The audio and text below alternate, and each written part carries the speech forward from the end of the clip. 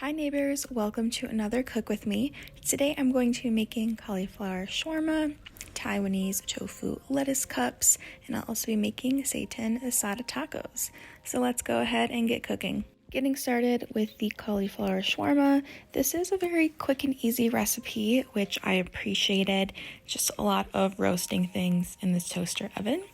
You only need these few ingredients, but they bring a lot of flavor with that spice. Here's a look at the finished product, and I don't know if you can tell by the way I'm eating, but it was so good. Second is the Taiwanese tofu lettuce cups. This is something that I didn't really expect to like, but I actually really loved. It's fairly simple: dates, tofu, rice, and some delicious seasoning. Here's a look at how it turned out. Again, I just thought it would be really plain, but when you put all the flavors together, added with the lettuce, it's so good. Finally, we are moving on to the Seitan Asada tacos. This one I was so excited for, and the spice combination was perfect. Doesn't look like much, but this was one of my favorites so far.